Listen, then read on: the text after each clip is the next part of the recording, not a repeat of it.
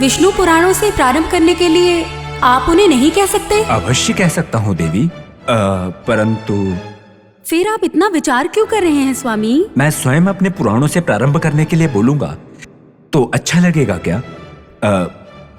किसी दूसरे को आभास हो गया तो कैसा लगेगा?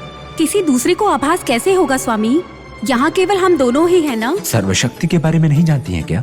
कभी कभी जानते हुए भी एक साधारण महिला की तरह भोली बनने का नाटक करती हैं। क्या हुआ? ऐसा लगता है कि आप मन में कुछ विचार कर रहे हैं। कुछ नहीं देवी, विष्णु पुराण में यानी मेरे पुराणों में किस कहानी से प्रारंभ करने के लिए बोलूं ये सोच रहा हूँ, बस इतना ही देवी। अच्छा, आप ऐसा विचार कर रहे हैं तो फिर कोई बात नहीं। ये हरि अब मेरे मार्ग पर चल रहे हैं। प्रिय भक्त जनों, ब्रह्म मानस के पुत्र वशिष्ठ हैं। वशिष्ठ की पुत्री शक्ति है। शक्ति के पुत्र ही पराशर हैं। पराशर महर्षि के पुत्र हमारे वेद व्यास महाकवि हैं। उन्हें कृष्णा देवे पायान भी बुलाते हैं। वेद व्यास साक्षात श्री महाविष्णु भगवान का आशीर्वाद पाने वाले अंश हैं। इसलिए उन्हें इतनी महत्वपूर्ण बातों को और देव रहस्यों को जानने का सौभाग्य प्राप्त हुआ है।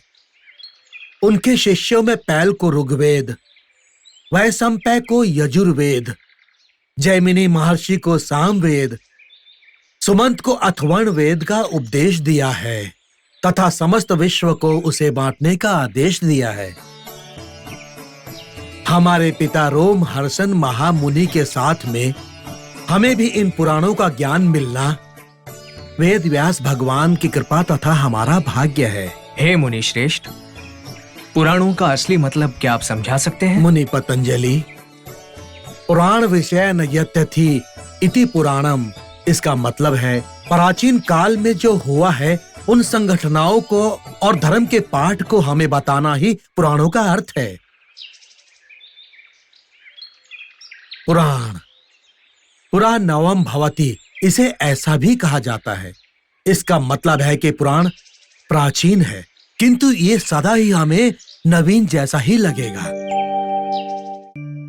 साधकों, वेदवानमय प्रवाह हमारे कर्मों का फल है। पुराणवनमय प्रवाह हमारे कर्तव्य का फल है। वेदों के प्रवाह को 4 वेदों में और पुराणों के प्रवाह को 18 पुराणों में बांटकर हमारी सहूलियत के लिए इसे वेद व्यास में समाहित किया है। इनका ऐसा विभाजन उन्होंने हमारी सौलभ्य के लिए ही किया है। मद्वैंग बद्वैंग चैव्या भ्रत्रयम वाच तुस्तायम अनापलिंगम कुस्कानी पुराणी पार्यवेक्षक अर्थात पुराणों के नाम याद रखने के लिए ही पद्म पुराण में एक स्त्रोत है। गुरुजी, क्या आप 18 पुराणों के नाम का विवरण कर सकते हैं? ब्रह्म पुराण को ब्रह्म कल्प में ब्रह्म ने स्वयं मारीच को समझाया है। ब्रह्म कल्प में पद्म पुराण को स्वयंभू ने ब्रह्म को समझाया है। वराह कल्प में विष्णु पुराण को पराशर ने ब्रह्म को समझाया है। श्वेता कल्प में शिव पुराण को साक्षात शिव ने वायु को समझाया है। इसलिए इसे वायु पुराण भी कहा जाता है। सरस्वती कल्प में भगवती पुराण को विष्णु ने विधाता को समझाया है।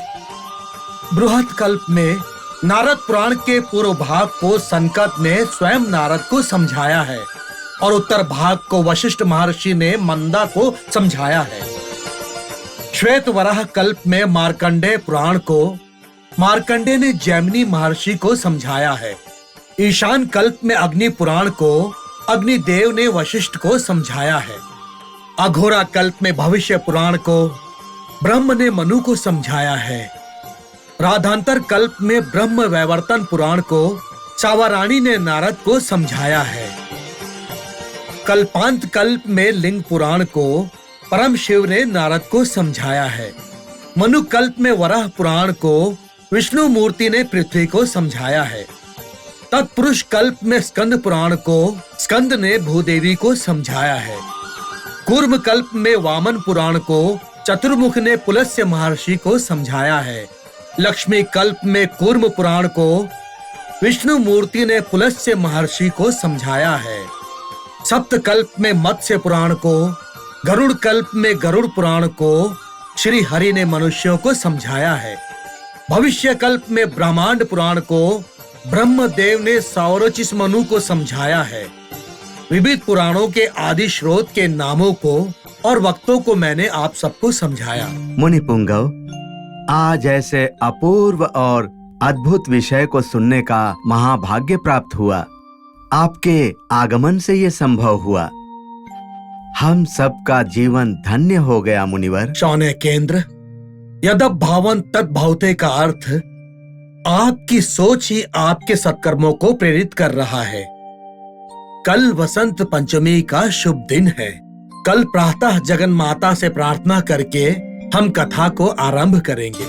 देवी, सूत महर्षि ने अष्टादश कथा पुराणों के बारे में कितने अच्छे से समझाया है ना? स्वामी, अगर पुराणों का मतलब ही अच्छे से समझाया तो पुराण गाथाओं के कथाओं को भी वो बहुत ही अच्छे से समझाएंगे ना? हाँ, पुराण कथाओं को स्पष्ट रूप से दिखाने और उन्हें बताने में सूता महर्षि बहुत ही निपुण है। इसलिए वो पुराण ब्रह्म के नाम से प्रतिष्ठित हैं। कथाओं में हर एक अनुभव को महसूस करवाते हुए उन युगों को, पर्वों को, उन मुनियों को उनके साथ ले जाके उन्हें भक्ति में और परवशित करने में सुधा मुनि अग्रगण्य है। इसलिए इस पुराण श्रवण के लिए मैं भी परमेश जी, ऐसे पुराणों को सुनते बैठ गए तो युग की सृष्टि और भी श्रेष्ठ हो जाएगी देवी। स्वामी के नयन और मुखमंडल पर इतनी खुशी। नैनीशा में पुराण का पाठ करना ही है ना? हाँ देवी, विधाता ब्रह्मदेव के स्मरण में जो शब्द हुआ है उसका रूप ही अपौरुषीय पुराण है। ये तुम भी जानती हो। व्यास ब्रह्मा ने अपौरुष पुराण को 18 भागों में विभाजित करके उन्हें पौरुष रूप देने के बाद आज के दिन उन अष्टदश पुराणों को सुनने का उस नैनीशा के महापुरुषों के साथ हमें भाग्य प्राप्त हुआ है। इसीलिए ये अत्यंत आनंद के क्षण है देवी। स्वामी, वेद और पुराणों के ज्ञान में महत्व किसका है? देवी, वेद और पुराण दोनों अखंड देवों के धर्म का स्मरण दिलाते हैं। वेदों में सृष्टि के अस्तित्व और रचना के बारे में संक्षिप्त में बताया गया है, तो पुराणों में विपुल और आसान तरीके से समझाया गया है। इसका मतलब पुराणों की श्रवण की वजह से मानव भूलोक में धार्मिक भाव और दैवीय धर्म बदलने वाले हैं क्या? लोक कल्याण के लिए, लोकहित के लिए इन पुराणों का श्रवण अच्छा ही है। नैनीशा में सभी ऋषि परंपराओं को पुराणों के बारे में समझाने से सुत महर्षि का जन्म धन्य होगा। यह संदेह तो पहले से ही है। भगवान निराकार है या साकार, एक और ये कई लोगों को पीड़ित कर रहा है। दूसरी ओर ये प्रश्न अनेक लोगों के मन में उठ रहा है कि साकार को इतने सारे नाम और रूप क्यों दिए गए हैं? प्रश्न लोगों की पीड़ा का नहीं है महामुनि। उस भगवान के नाम पर तो मत का आविर्भाव हुआ है। आप देव मूर्ति हैं। आप हमारे संदेह को दूर करें। मुनि श्रेष्ठ,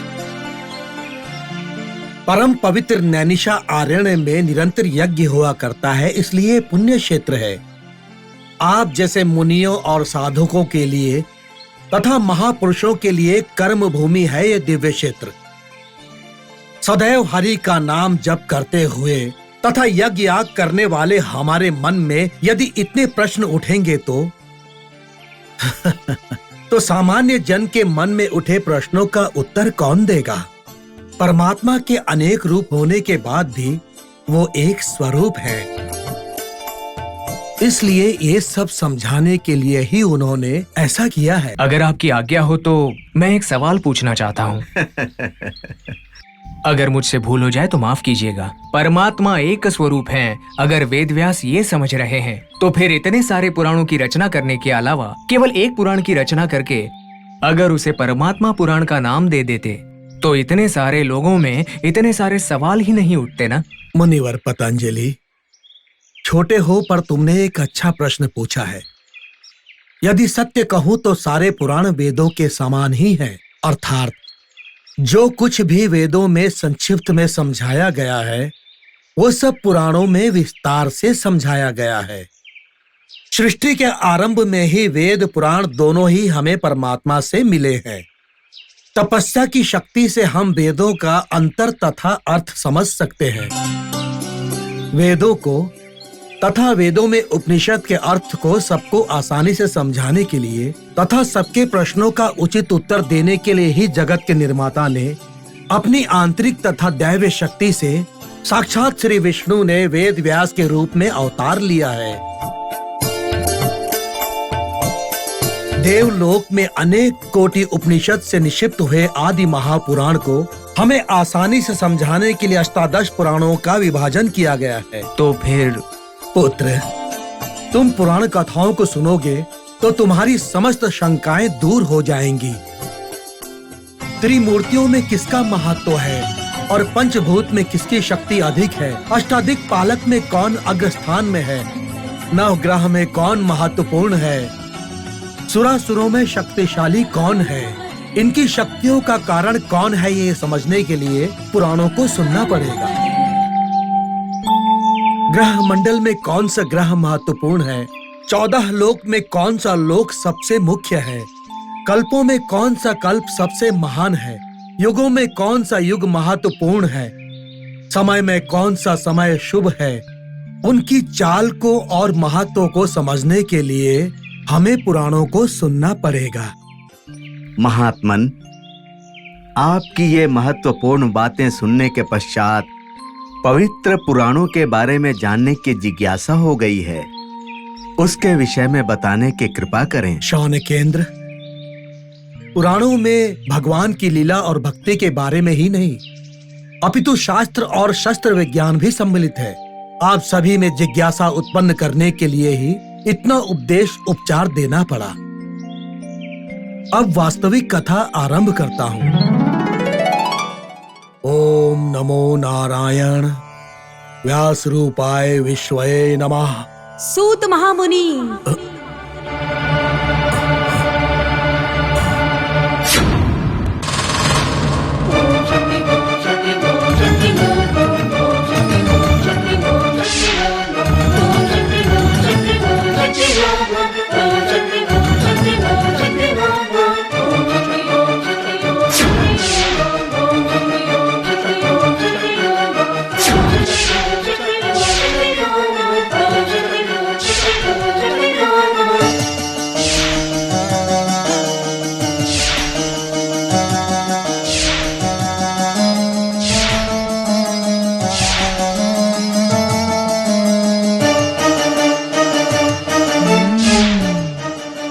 इनमें से कौन से पुराण का पठन प्रारंभ करोगे?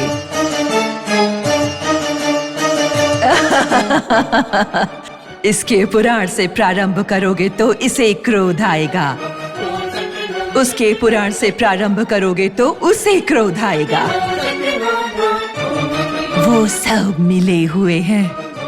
ये सब लोग सब लड़ेंगे और मारपीट करेंगे।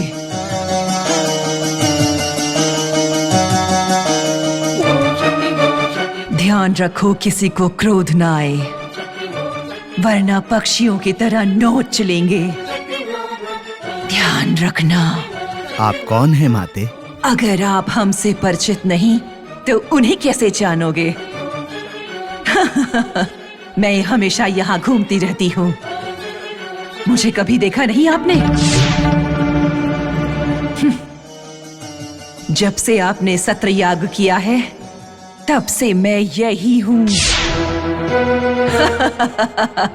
ये समझना होगा कि याग करना ही नहीं, अगर सच्चा योगी बनना चाहते हैं आप तो खुद को जानना पड़ेगा। तब वो, ये, आप और मैं सभी एक हो जाएंगे। समझे? सब एक ही हैं, सब समान हैं। माते, इसमें तो कोई संदेह नहीं है। ये नया संदेश नहीं, हमेशा से ही है, हमेशा होगा।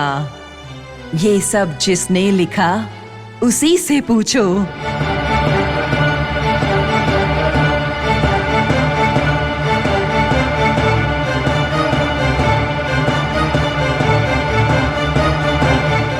ये सब किससे शुरू करना है वही बोलेगा।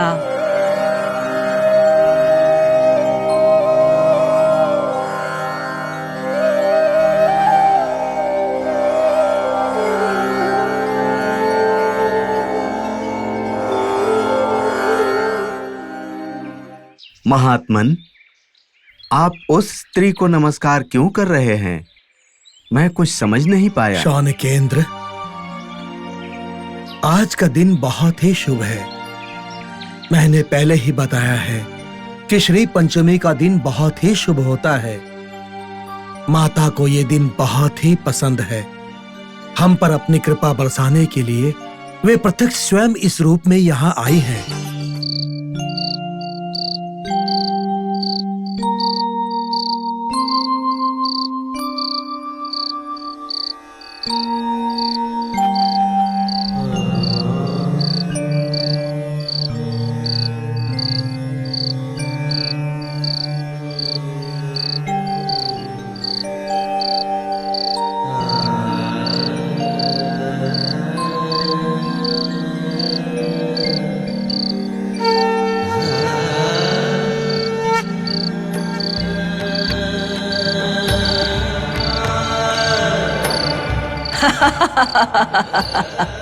याग करना ही नहीं, अगर सच्चा योगी बनना है तो सर्वप्रथम स्वयं को ही जानना होगा।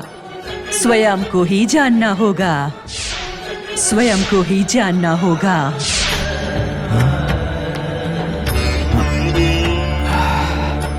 तो ये सत्य है, मैं अपने आप को ही नहीं जान पाया, फिर मैं ये पूरे संसार को क्या समझूंगा? इतने सालों की कठिन तपस्या के पश्चात भी मैं कुछ नहीं पा सका। माता जगदीश्वरी, मुझे कुछ प्राप्त नहीं हुआ। माते, इतने वर्षों से मैंने जो यज्ञ और पूजा की है, तपस्या की है, व्रत किया है, उसके पश्चात भी मेरे ज्ञान की ज्योति नहीं जगी माता, नहीं जगी। मेरी तपस्या से मुझे कुछ प्राप्त नहीं हुआ। यदि मेरे कठोर व्रत और कठोर तपस्या ने मुझे योगी नहीं बनाया है, तो मैं इस वन में अज्ञानी के समान हूँ माते, अज्ञानी के समान हूँ।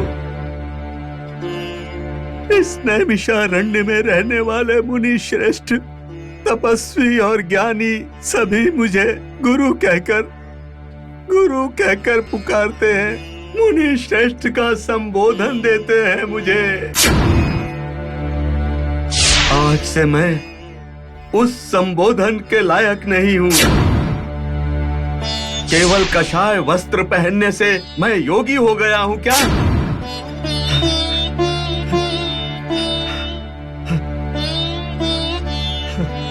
आज तक मैं इसी भुलावे के अहंकार में जीता रहा माँ। इसी अहंकार में रहा कि मुझे सब कुछ ज्ञात है। उसी अज्ञानता में जीता रहा। मैं अज्ञानी हूँ, अज्ञानी।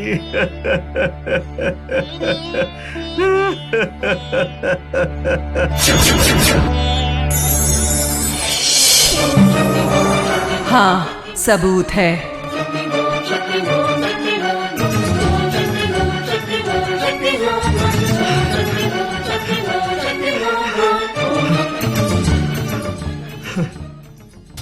अहंकार को मैं सहन नहीं करूंगी। वो जिसमें भी हो उसे स्वयं दूर करूंगी। हाँ, अगर उसे दूर नहीं कर पाई तो उसका ही अंत कर दूंगी। तुम अज्ञानी नहीं हो, ज्ञानी हो। महाज्ञानी होने की वजह से ही तुमने ऋग्वेद अरुक्पालिनी और अरण्य कमल रुक्पाल की रचना की है। कितना भी बड़ा विध्वंस क्यों ना हो, तुम्हें और भी समझने और जानने के लिए और भी बहुत कुछ है। जानना पड़ेगा, जानना पड़ेगा।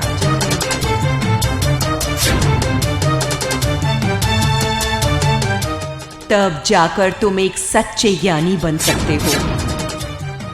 कोई भी ये बोले कि वो सब कुछ जानता है तो वही मेरी नजर में मूर्ख है। तुम शौनक के पुत्र और समुद्र के पोते हो। ज्ञान की सीमा नहीं होती है, पुत्र रुकावट भी होनी नहीं चाहिए। विश्व से भी विशाल है ज्ञान, वेदों से भी महत्वपूर्ण है ज्ञान। ज्ञान के अनेक रूप हैं और उन अनेक रूपों के अनेक मर्म हैं। उन मर्मों को जानोगे तो तुम महर्षि बनोगे। सुता मुनि के द्वारा बताई कहानियों को सिर्फ सुनना नहीं, आपको उनका मर्म भी समझना चाहिए। ये जान लो कि उन मर्मों में मंत्र छिपे हुए हैं। माता, आपका दर्शन पाकर मेरा जीवन धन्य हो गया। माता, आपका उपदेश सुनकर मेरा हृदय पावन हो गया।